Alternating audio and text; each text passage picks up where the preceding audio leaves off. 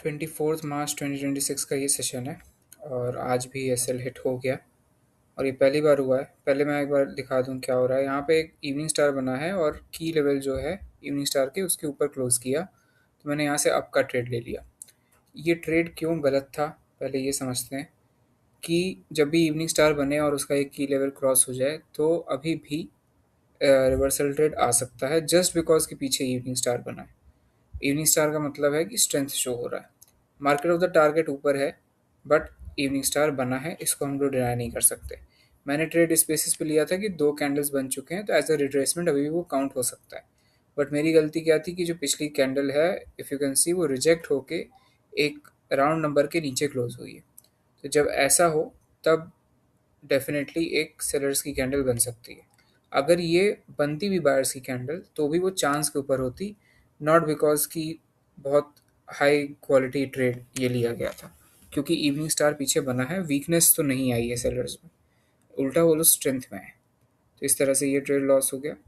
और बहुत दिन बाद ये हुआ है कि 3 कॉन्सिक्यूटिव डेज में लॉस हुआ है, which is huge for me, क्योंकि पहली बार ऐसा हुआ। But I needed to this to happen. अब इसको देख लेते हैं। यहाँ पर एक सेलर्स का जोन है और ये रिजेक्ट होकर इसी में क्लोज होता है। तो मैं यहाँ से रिवर्सल की ट्रेड ले लेता हूँ। हल्का सा नीचे ट्रेड लगती है, बट उसमें कोई बात नहीं है। मैं अभी ये जोन दिखा भी दूंगा कि ये सेलर्स का जोन क्या है। अच्छा, नीचे देखते हैं तो नीचे वो टच करती है जो ईएमए वाली लाइन है, और वहाँ से रिजेक्ट होके और ये फिर कन्वर्ट होती है बायर्स की कैंडल में। तो मतलब वो ट्रेड सही था, लेकिन प्रोबेबिलिटी की वजह से लॉस हुआ, which is completely fine. Probability वाले ट्रेड्स को हम लोग कुछ भी नहीं कह सकते। इसी चार्ट पे और भी कई जगह ट्रेड्स मेरे मिस हुए थे, क्योंकि वहाँ पे मैं स्केप्टिकल था। अगर मैं वो ट्रेड ले लेता तो मतलब कि टारगेट हिट का तो नहीं पता, लेकिन पहला विनिंग हमें वहाँ से मिल जाता। खैर, जो बहुत बहुत टाइम बाद नहीं, मतलब बहुत अभी मुझे मेरे ध्यान में नहीं है कि ऐसा कभी हुआ हो कि 3 कॉन्जिक्यूटिव डेज एसएल हिट हुए हैं। और ये मेरे लिए इसलिए ज़रूरी था क्योंकि मेरी जो ट्रेड की क्वालिटी है वो बहुत ही ख़राब थी। ये सेकंड ट्रेड जो था वो ठीक था, जो फर्स्ट ट्रेड था वो ख़राब था, अभी जो मैं थर्ड ट्रेड लूँगा वो भी ख़राब था। तो ये मेरे लिए ज़रूरी था ये जानना कि ऐसा भी हो सकता है if you do not trade properly. अब इसमें देखते हैं। मैं चार्ट यहाँ से मैंने इसलिए इस वीडियो को स्टार्ट किया है क्योंकि मैं चार्ट खोलता हूँ और एंड इफ उसके बाद आप लोग देखना कि मैं बस कितना ही देर वेट करता हूँ एनालिसिस के लिए। तो अभी 6-7 सेकंड्स हैं, इतने में ही मैं रुका हुआ हूँ और मैं देख रहा हूँ चार्ट को। अभी मुझे कुछ नहीं समझ में आ रहा। अब इसी वक्त जैसी वो कैंडल क्लोज हुई तभी मुझे एक आइडिया लगा और मैंने आपके लिए ट्रेड ले लिया।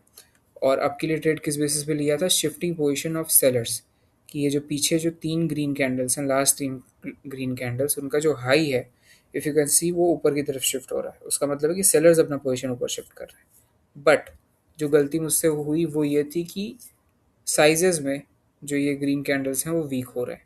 इफ बहुत ही क्लियरली किसी को भी दिख जाएगा, बट मैंने उसको कंसिडर ही नहीं किया।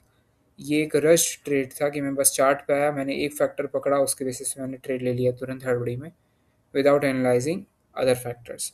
जो कि ये बहुत बड़ा इंपॉर्टेंट फैक्टर है, क्योंकि अगर 3 कैंडल्स बनी और तीसरी भी वीक हो गई तो भले ही नया हाई बना रही हो, लेकिन वो हम लोग को अलाउ नहीं करती।